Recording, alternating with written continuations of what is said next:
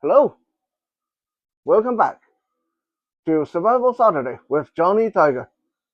Today's date is March 22nd, 2025. Today we're going to do a bit of talking, a bit of lecture, because I think this is something that, especially for people who are new or relatively new on your martial art journey, you will run into this difficulty. The difficulty I'm talking about is you learn your cool martial art move, maybe a new disarm or new block to the punch, or new joint lock, and then you go to a party because this usually happens at a party. You go to a party or you're talking to a friend, and then your friend asks you, show me that new cool new ninja move you learned. Show me some Krav Maga. Show me some Aikido. And then one of two things happen, right? One, your technique totally fails, and then you have to make some kind of excuse like, well, I'm still kind of new, but it worked. It worked. If my sensei does it, it works every time. And then your buddy or your cousin or that annoying uncle is like, yeah, okay, whatever you say, dude. Okay, that's scenario number one. Scenario number two is the first time you show them, it works. And then this person, your annoying uncle, cousin, best buddy, say, okay, do that again. And then you do it again, and it doesn't work anymore. No matter what you do, no matter how you try, the technique just works that first time. And after that, the person have all this great sage thing to say about why it won't work. It will never work in a fight. You can't, if you grab like this, the person just go like this. If you block like this, they just go like this. If you block high, they just go low. Okay? And then you're going to walk away from this conversation feeling all kind of dejected. Okay? It's a very bad feeling, very lousy feeling. Because you want to feel good about what you're paying money for. You want to feel good about what you're learning. But now you walk away and you feel like you've been wasting your time. You feel like maybe this is not going to work. Maybe your sensei's lying to you. Maybe you have been duped into learning from a McDojo. So what's going on here? Well, generally speaking, there's three reasons why the technique that you're so proud of fails to work when you try to demonstrate it in front of your family or friend.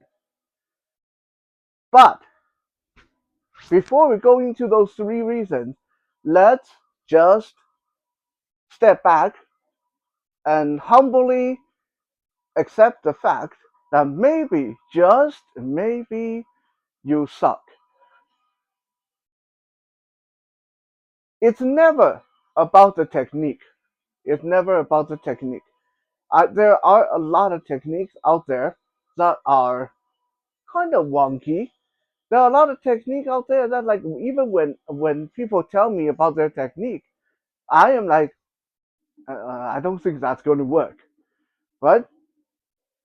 But there will always be people that make that work.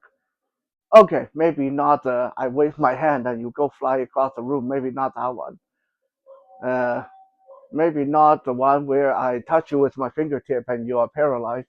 Maybe not that one. Okay, so barring the obviously impossible ones, like the five-finger death punch, most of the techniques that have been legitimately categorized, canonized, and practiced for thousands of years, most of them work for somebody along the way. If you look hard enough, you will find that one person who is a boss at making that technique work. I have in the past questioned many techniques, right? It can be this throw or that throw or this punch or that punch. And a lot of time, I have been made to eat crow when I finally spar against that one person who say, I'm going to show you this work. And then they, no shit, they made it work. Okay? Uh, let's let's say, okay, a very obvious one, right? Grabbing someone by the throat, holding them in the air. Most people will say that only happened in movie. Yeah, in real life, you can't grab someone like that. It will never work. I have finally came across someone, a 350-pound individual, who, when I sparred with him, he was able to do that to me. He grabbed me, didn't grab me by the throat, but he grabbed me by my lapel, and one arm lifted me in the air like I weighed nothing. Okay? And those of you who can see the screen knows that I definitely don't weigh nothing. Okay? This individual was able to one-hand me like I was a kitten. Okay? So no matter what kind of lousy technique you think it is, there's going to be someone who make it work, generally speaking. So when your technique fails, when you're trying to demonstrate it, accept the fact, maybe, just maybe, you suck and you need to practice more. It is a humbling thought. It is not a nice thought. But if you're okay with thinking that way, then congratulations, you will go very far in your martial art training. Because if you are unwilling to accept that it might be your fault, it might be something that you're doing wrong, then you won't learn very well. Okay, you will not improve very fast. So look at it with a critical eye. If what did I mess this up? Maybe I did mess this up. Okay, now after looking at this, then we'll look at the three reasons, the three main reasons why when you try to do your super ninja move on your friend, your buddy, they fail a lot of the time and leave you in doubt, leave you doubting yourself and your technique.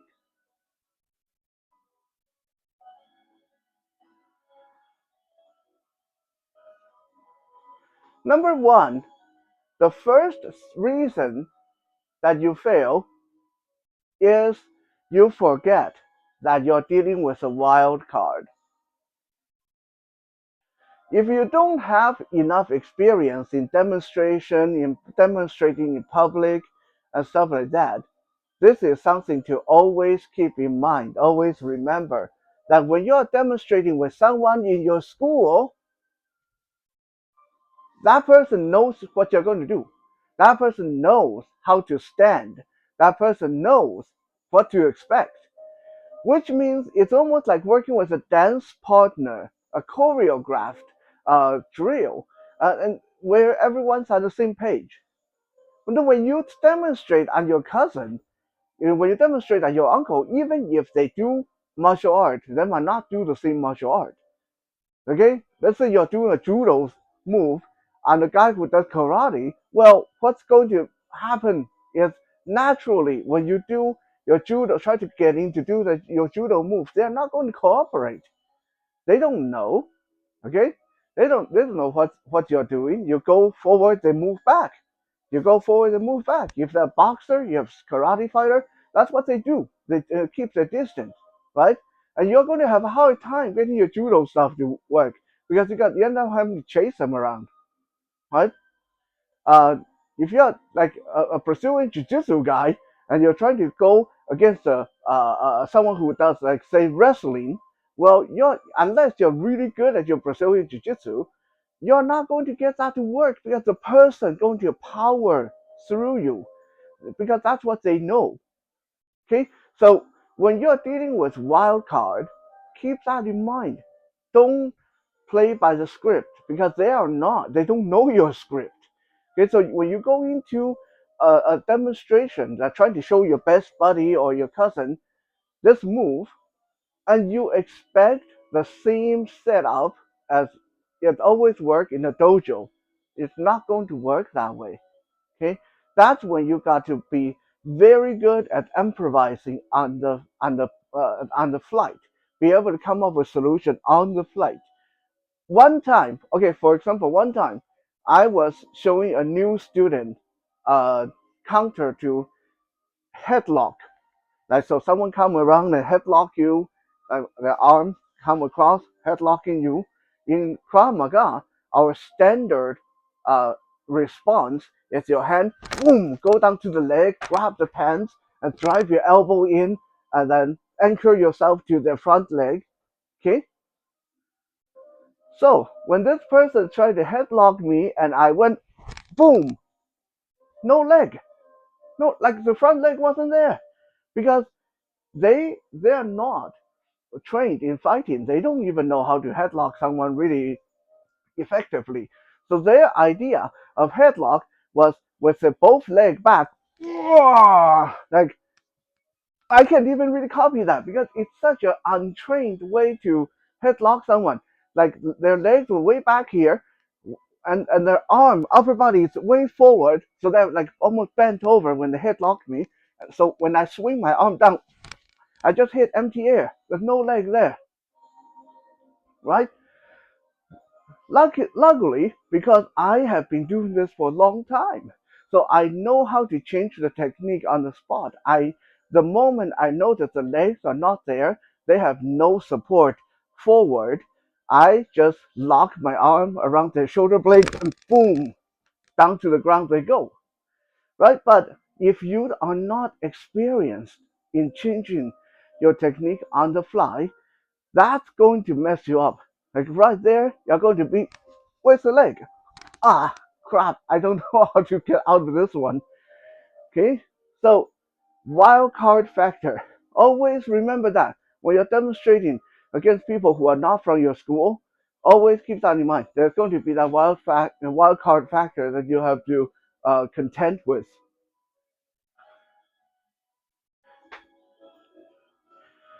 Number two, lack of commitment on your end.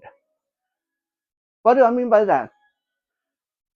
When you go into demonstrating your technique on somebody, especially a wild card, always in your head visualize how did your sensei do this. Okay, always visualize how your sensei do this. Why? Because almost without fail, if you have watched your sensei demonstrate stuff, they don't go like, okay, you swing and I block and boom and throw this way. Most sensei don't demonstrate like that. Maybe they will after the initial one, but in like the first one never looked like that. Most of the time, if you watch a sensei demonstrate, they'll say, throw a hook at my head.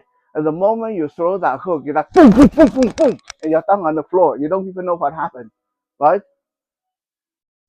That's what I'm talking about. You need to commit.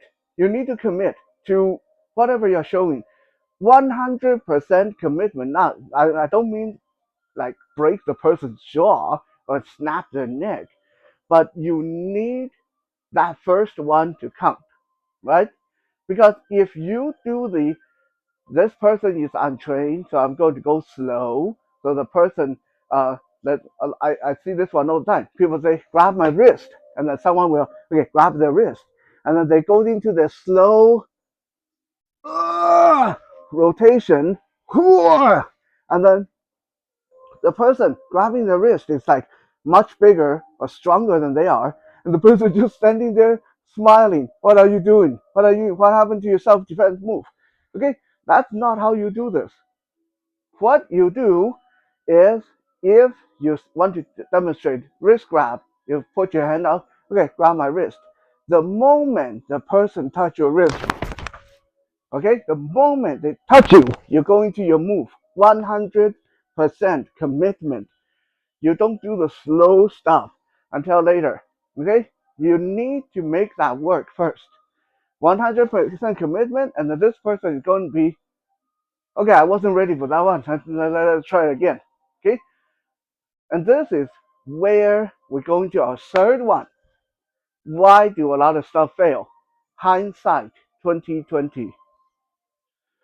Hindsight 2020 is a big reason why a lot of your technique is going to fail when you're demonstrating for your partner, your friends, uh, your relatives. It's because a lot of time you already tell them what you're going to do, or they already seen you do it once, so they know what to expect, right? Let's say I demonstrate this one. Someone swing at my head, and I do the standard Krav Maga, block with one hand, strike with the other. Okay? First time it's going to work. Second time it's not going to work. Because the second time, let's say my cousin say, I wasn't ready for that one. Let's try that again. Okay? And they swing at my head, and I go boom, boom, right? One hand block, one hand punch. I go boom. They know that's coming. So all they have to do is already have one hand, one fist coming out in my past, and I'll walk right into that fist. And I'll look like an idiot, right? So when people say, oh, I wasn't ready, let me try that again. Change things up. Maybe the first time they grab your wrist, you go that standard rotation of the hand, right? The second time, don't do that, because the second time you do that, it's going to have a big chance of failing. Maybe the second time they grab your wrist, you bring your elbow in, right? Maybe they say, okay, one more time, one more time. Okay, maybe the third time they grab your wrist, you hit them, right? Change it up, because hindsight always 2020.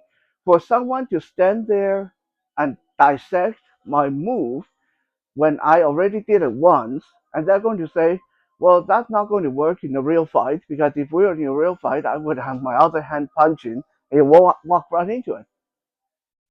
That's not fair, because you already know what I'm going to do. That's like you telling me that carrying a gun for self-defense will never work, because before you pull it out, I'm going to shoot you in the head. Well, yeah, easy for you to say, because now you know I'm carrying a gun for self-defense. Now where do we go from there, right? So hindsight 2020, do not let that deter you. There's a lot of people that get dejected and feel down about what they're doing because their technique are broken by a cousin, an uncle, because of this hindsight 2020. You show it once, and now they got 100 reasons to tell you why it will never work. And now you believe them because it sounds logical. Hindsight logic is not logic. Hindsight logic is just them being jerk faces. So continue to practice what you do. Hope you guys uh, find what you're looking for on your martial art journey, and have faith in yourself. Have faith in your technique. Have faith in your sensei. Yes, there are going to be times when things just maybe not going to work because they're not meant to be for you. Maybe they're not meant to be for a certain purpose, but keep experimenting and all the doubt will fade away.